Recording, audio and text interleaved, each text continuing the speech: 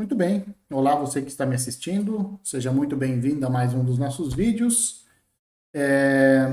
No vídeo de hoje, ele é a segunda parte da aula 5, né, do curso de Matemática Discreta da UEM, né? E nós vamos falar agora nesse vídeo sobre igualdade e contingência de conjuntos, ou seja, nós vamos definir quando que dois conjuntos são iguais ou quando que um conjunto está contido no outro. Provavelmente você já tem a ideia intuitiva, né? A ideia intuitiva de igualdade de conjuntos, ela, bom, qualquer um pode ter, né? A noção de um conjunto contido em outro também, né? Talvez você já tenha visto isso lá no ensino médio, por exemplo, né? Ou eventualmente no curso de cálculo também, sei lá, alguma coisa desse tipo.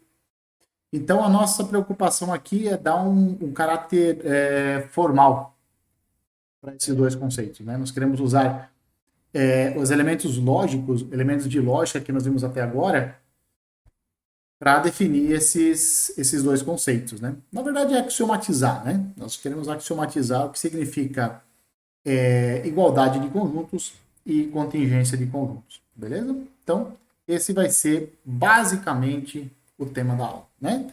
Então, definir o que significam conjuntos iguais, definir quando que um conjunto está contido no outro e apresentar exemplos. Tá? Então, isso é o que nós vamos ver nesse vídeo. Então, vamos lá.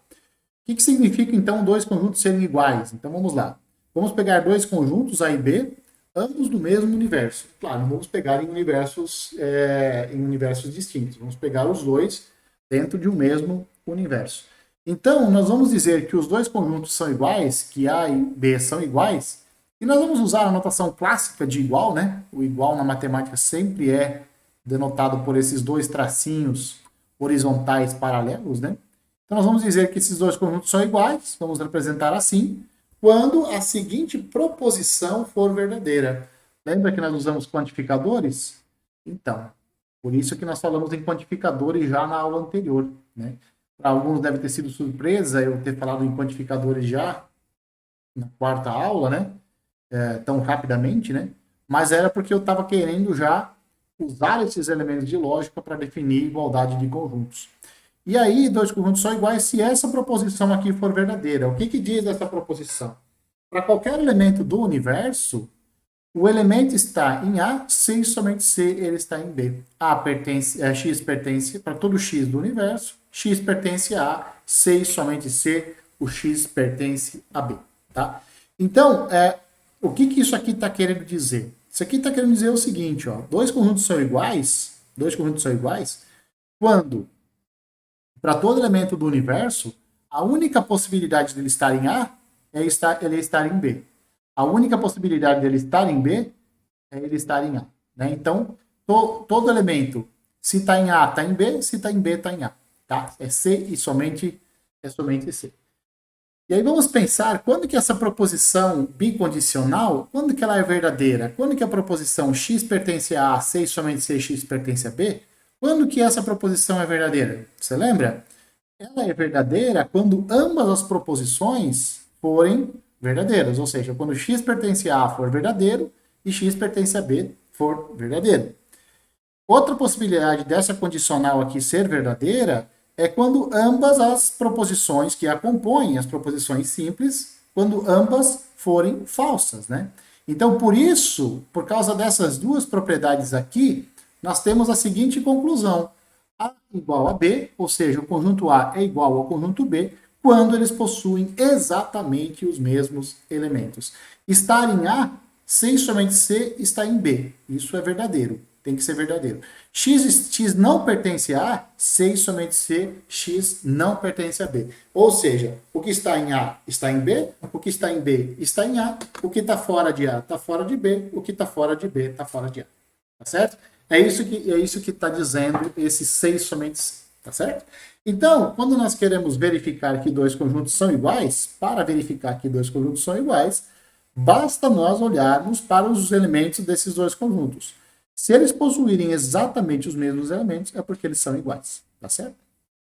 Bom, o que significa, então, dois conjuntos serem diferentes, né? Dois conjuntos são ditos diferentes quando eles não são iguais. né? Então, nós usamos essa notação aqui, né? A, duas retinhas paralelas, né? E sempre esse traço vertical sobre o igual para denotar o diferente, né? Então, essa aqui vai ser a nossa notação. É uma notação clássica para conjuntos diferentes. E aí, observa o seguinte, ó. Quando que o A é diferente de B? O A vai ser diferente de B quando essa proposição aqui for falsa. Qual proposição? Para todo x do universo, x está em A, C somente C, x está em B. E quando que essa proposição é falsa? Quando essa proposição quantificada é falsa? Pelo que nós vimos no vídeo na aula anterior, né? Quando nós falamos sobre quantificadores, essa proposição quantificada universalmente vai ser falsa se existir um elemento no universo que deixa essa bicondicional aqui falsa. Então, dois conjuntos são diferentes quando existe um elemento no universo tal que essa proposição aqui seja falsa, né? E quando que essa proposição aqui, essa bicondicional é falsa? Em duas situações. Quando x pertence a A é verdadeiro e x pertence a B é falso. Ou seja, quando x pertence a A é verdade e x pertence a B é falsa. Nesse caso, a bicondicional ela é falsa, né? E a bicondicional sendo falsa para um elemento significa então que os dois conjuntos são diferentes. A outra possibilidade da bicondicional ser falsa é quando x pertence a A é falso e x pertence a B é verdadeiro, né? Então, o que nós temos dessa forma? Que dois conjuntos são distintos, são diferentes, se existe um elemento que está em A e não está em B. Ou quando existe um elemento que está em B e não está em A, né? Nesse caso, eles são diferentes, ou seja, eles não têm os mesmos elementos. Tem elementos lá dentro que não são comuns, né? Vamos ver um exemplo que vai ficar um pouco mais claro o que eu estou querendo dizer quando os conjuntos são diferentes, né? Então, nós vamos pegar o A como sendo o conjunto formado por 1, 4, 9, 16, 25. O B é o 2, 3, 4, 1. E o C é o 2, 4, 3, 5. Tá certo? Vamos verificar se os seguintes conjuntos são iguais. Será que o conjunto A é igual ao conjunto B?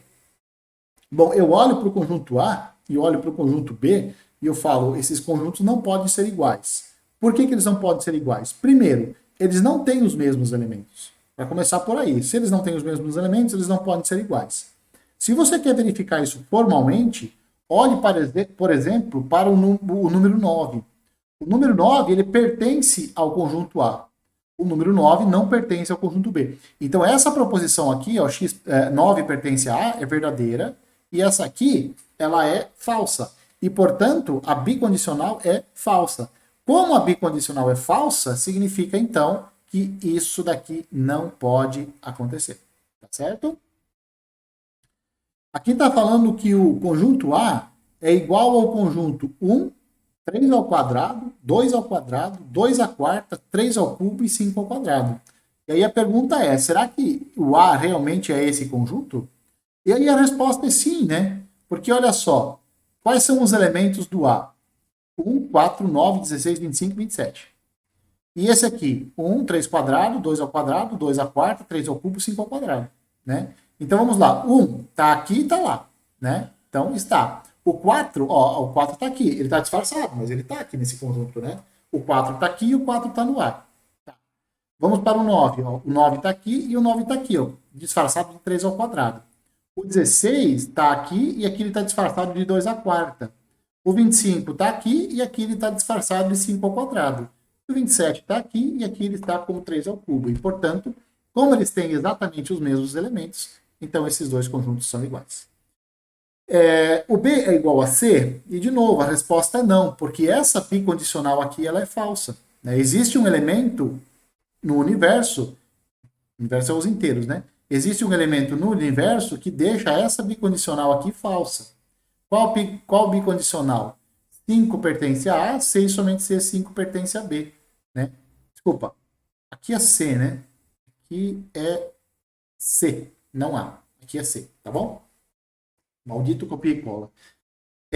5 pertence a C é verdadeiro, mas 5 pertence a B é falso, né? Então essa bicondicional aqui, ela é falsa e, portanto, B e C não podem ser iguais. será que o conjunto C é igual ao conjunto 3, 4, 5 e 2? E a resposta é sim de novo. Por que a resposta é sim? Porque os elementos do conjunto C são exatamente iguais aos elementos do conjunto, desse conjunto aqui, ó, né? Olha só, o 2 está em C e o 2 está aqui. O 4 está no C, o 4 está aqui. O 3 está no C, o 3 está aqui. O 5 está no C e o 5 está aqui. Então, esses dois conjuntos, eles são iguais. Isso nos dá uma ideia de que, num conjunto, a ordem dos elementos não importa. Né? Basta eles terem os mesmos elementos. Dois conjuntos são iguais se eles têm exatamente os mesmos elementos. Se você pega um conjunto, bagunça os elementos, faz uma permutação ali dos elementos, o que você produziu não é um conjunto novo. Porque o conjunto que você obteve depois da permutação dos elementos é o mesmo conjunto original, tem os mesmos elementos. Né? Então, não importa a ordem num conjunto. Por causa da igualdade, por causa da definição de igual. Né? Bom, agora vamos definir, então, o que significa um conjunto A estar contido num conjunto B. Né? Então, vamos pegar de novo dois conjuntos, A e B, sempre no mesmo universo. Então, o conjunto A, nós vamos dizer que o conjunto A está contido no conjunto B, ou que o B contém o A, ou ainda que o A é um subconjunto de B.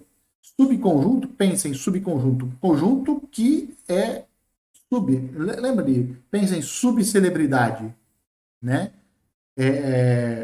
Não chega a ser uma celebridade, é algo um pouco menor que uma celebridade, né?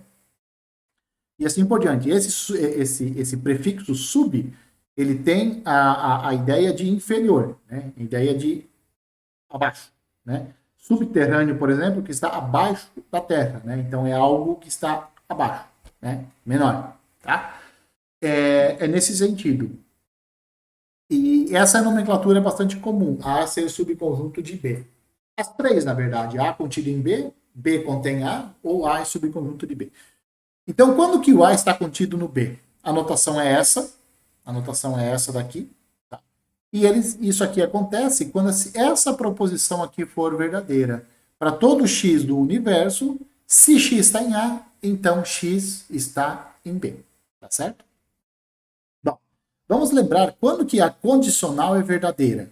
Quando que a condicional é verdadeira? Quando ambas as proposições simples que a compõem forem verdadeiras, né? Quando essa for verdadeira e essa for verdadeira, a condicional vai ser verdadeira. Quando a primeira, quando ambas forem falsas, né? Ou seja, x pertence a A, falso, e x pertence a B, também for falso, então a condicional vai ser verdadeira. E a outra possibilidade é x pertence a A ser falso e x pertence a B ser verdadeiro. Né? Neste caso, a condicional vai ser verdadeira também. Né? O que está dizendo os itens 2 e 3? O que ele fala? Ele diz o seguinte, ó, no caso em que o x não está no A, x pode ou não estar em B. Né? Porque se essa aqui for falsa, ó, se x pertence a for falsa, significa que a negação dela é que é verdade. Então, x não pertence a A é verdadeira. Não é verdade? E aqui também, ó, x pertence a negação dela, se você diz, ó, x pertence a A, é falsa. Bom, então x não pertence a A é que é verdadeira, tá certo? Então, quando x não pertence a A, o x pode pertencer a B, ou ele pode pertencer ou não a B, tá certo? Ela pode ser falsa, no caso aqui. Se x pertence a B é falso, significa que x não pertence a B é verdadeira, né? Dizer que x pertence a B é verdadeira, bom, x pertence a B é verdadeiro, né? Então, é isso que está dizendo. Quando o x está fora de A, o x pode ou não estar em B, tanto faz. Isso, juntando os três itens, significa dizer que o A está contido no B, ou A é um subconjunto de B, se todos os elementos de A também são elementos de B, tá certo? Essa é a tradução desses três itens aqui, ou, se você preferir, dessa proposição aqui ser verdadeira, tá certo?